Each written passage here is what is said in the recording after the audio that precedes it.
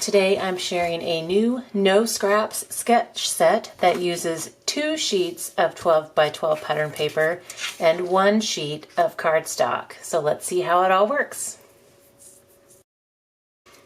Hey, it's Beth, welcome.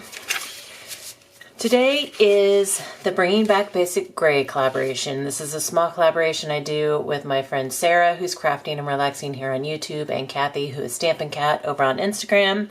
And each month we just pull out some basic gray paper from our stash because basic gray no longer makes paper, and we have hoarded it all these years and decided that we should finally pull it out and enjoy it every month. So for my project this month, I am going to use my brand new No Scraps sketch set number 8. This is another 12 by 12 sketch set. It uses 2 sheets of 12 by 12 pattern paper. So I have chosen these two. This one does have a back side, but I'm not going to be using that. I'm going to be focusing on the blue. And these are just some random basic gray patterns I had in my stash. This one is Urban Prairie, and this one I'm not sure what it was from. But they coordinated, so I'm using them together.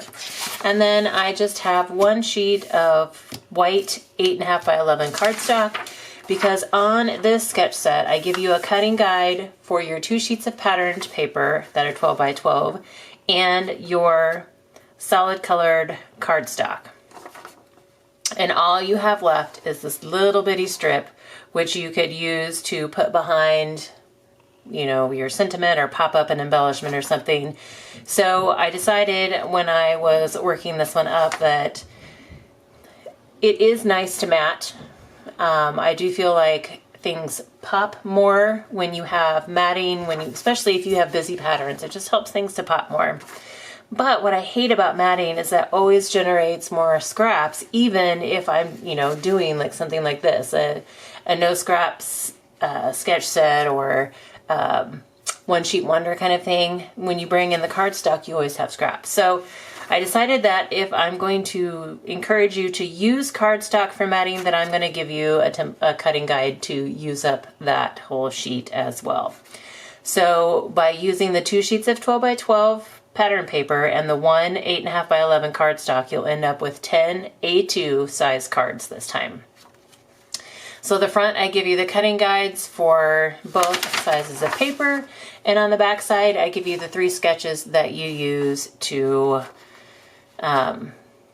put all those pieces together. So we've got 2 horizontal oriented ones and then a vertical one.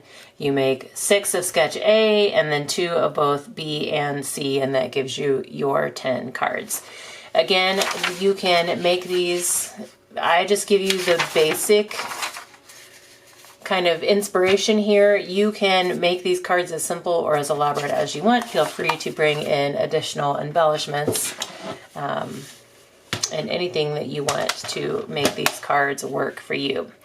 So I am going to I will go through and cut down all of my sheets of paper, and then we'll kind of do some of the assembly.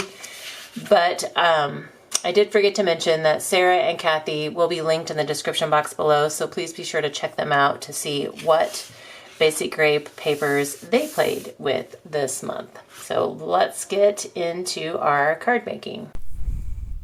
All right, we are going to start by cutting down our 12 by 12 sheets. And I'm starting with this pretty floral here.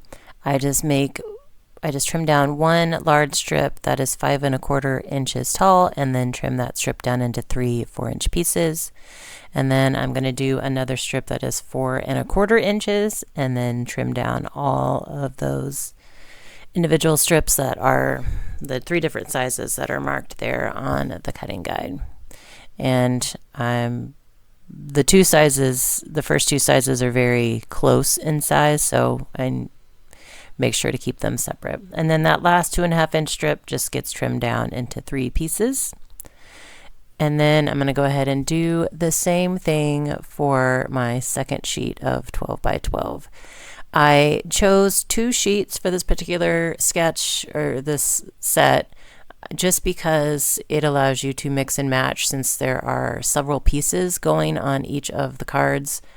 it was a good way to kind of mix and match. You can definitely use more if you want, or I guess if you had double-sided paper, you could just use one sheet and kind of mix and match that way. You'll just end up with less cards.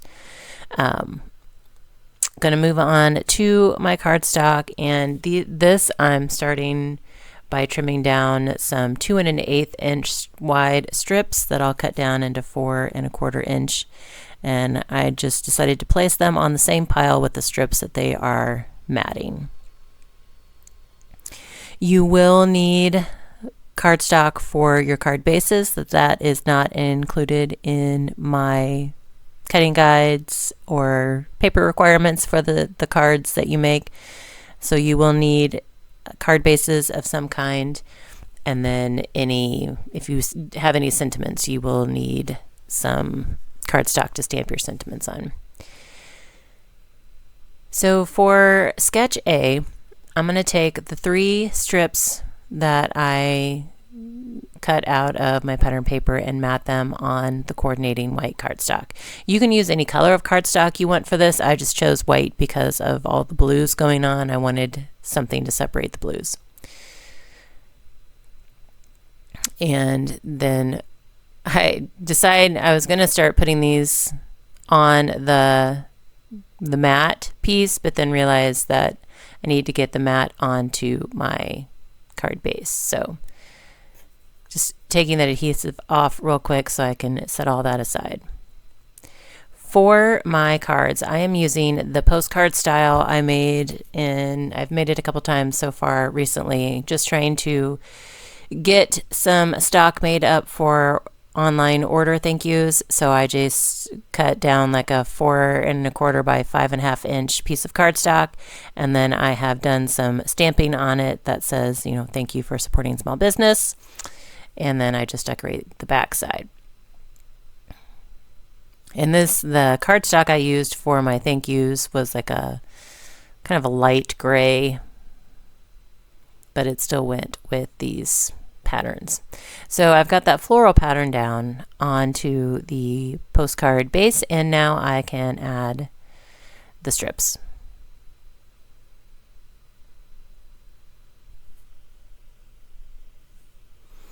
And I like to work assembly line style. If you've watched my videos before, this isn't anything new. It works well for me. I feel like I'm working smarter and more efficiently because I'm not having to pick up my tape gun every single time, but probably doesn't really make that much difference in the end. So there's a circle element on the sketch that I say can be your sentiment. I am going to bring in some big flowers. I took some scrap cardstock that I had in like that darker blue that's in the floral, and punched some flowers, or die cut some flowers out of them, and then I'm also bringing in some white layers. And then this is a Spellbinder stamp set that says it's support small business. It is no longer available. It's what I used on the back side of the postcard, and so I just thought I'd use one of the sentiments on the front. So I'm going with the one that says "You are amazing," and it's like it stamps out a little banner with the letters on the inside. So I'm just gonna stamp it out. Go ahead and stamp it out 6 times, since I know I'm making 6 of these cards at some point. And then we'll fussy cut those out and add them as the sentiment on the front of my card.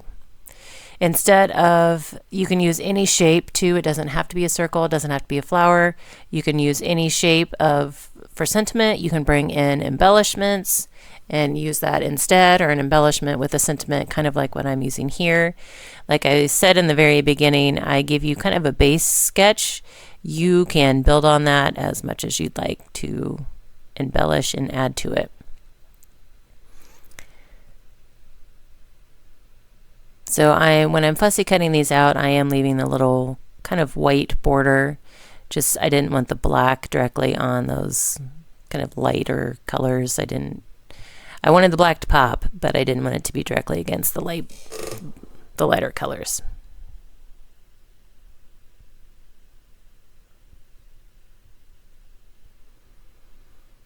finish up this last one here.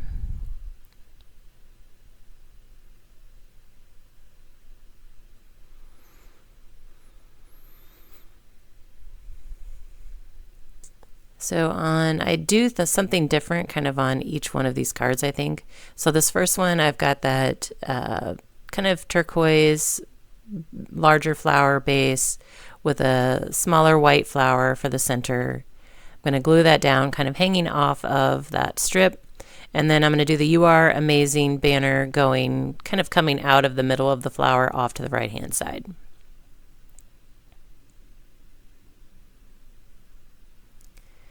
For my next one, I'm going to use a different type of flower. This one, it's a little bit smaller, but I used 2 of the blue flowers to kind of create a more fuller blue, and then added the white center.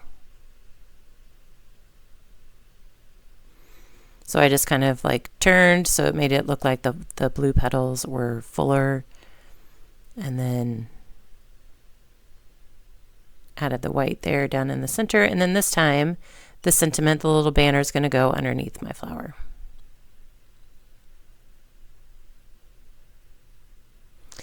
And for the third one, I'm going back to that kind of larger blue scalloped flower with another white center.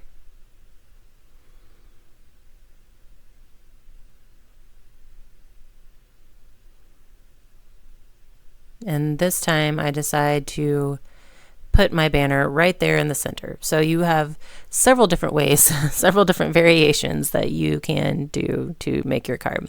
So I apologize. For some reason, added a second 3/4 circle onto this card sketch, and it shouldn't have been, because you're only punching 2 circles out of the white cardstock according to my template, and I ended up using them both on this card. So I apologize. I realized it after I made this one, so I went ahead and left this in, but I have corrected sketch B so that it only shows 1 circle, and you'll see that at the end how that ends up coming out.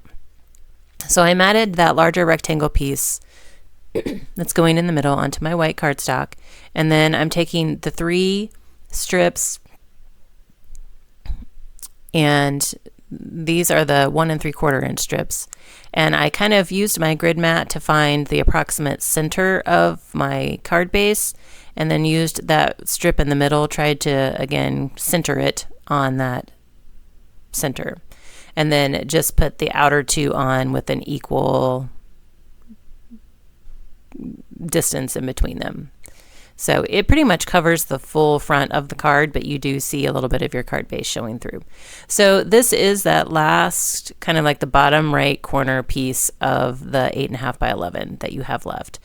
And the cutting guide says to punch the 2 circles out of the 2 top corners, but then for some reason, when I put the sketch together, I added that extra circle. So you will only be using 1 circle, or I guess you can use more. You just have to bring in some scrap cardstock, which is what I had to do.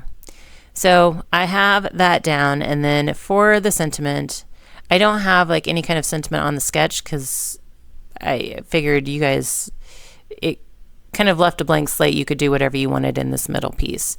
So I just decided, since I have been kind of die cutting scraps lately, I had some white thanks, and so I just decided to add one of those die cuts onto this card and then let that dry.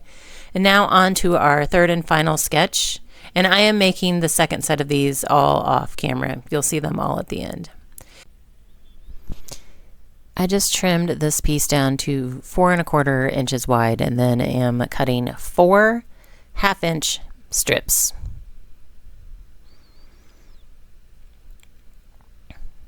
And I'm going to set those aside, and then I'm going to punch out the circles from the center of this white piece.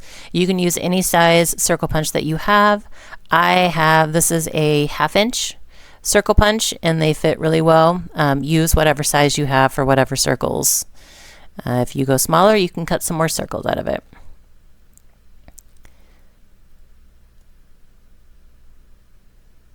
So I'm trying to figure out how, like, what layers I want here, and get everything kind of laid out. So I'm gonna go ahead and glue these white strips on to that pattern paper strip that's gonna go across the bottom. You can space these out as much as you want. You can put them more towards the center. You can put them like more top and bottom. That is totally up to you. This time I kind of left more space in between. On the second card I made, I pushed them together a little bit more. And then now I'm just going to add adhesive to all of the paper strips that I have, or all the paper pieces that I have, and get this final card assembled. I'm really liking that, like, kind of blue and yellow floral. It's really pretty.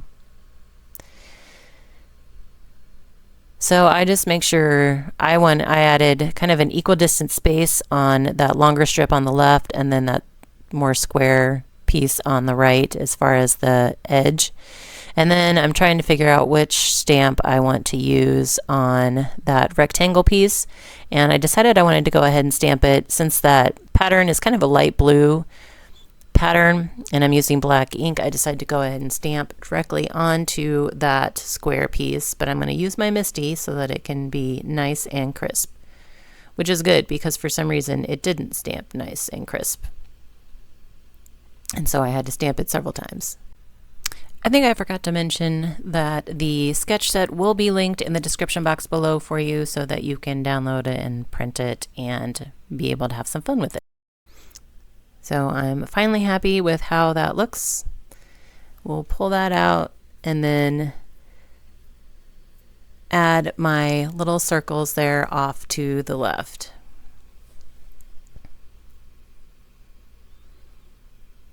This is a great way to use up extra scraps you have of maybe cardstock, is punch circles and turn them into embellishments and use them to decorate your cards. So that is sketch C. So I'm going to show you here the card I made with you for sketch B was the one with the 2 circles, and then this card on top is what it should be. So I have corrected the sketch, and whenever you download it, it will be correct. But these are the 10 cards we made today with my sketch set 8.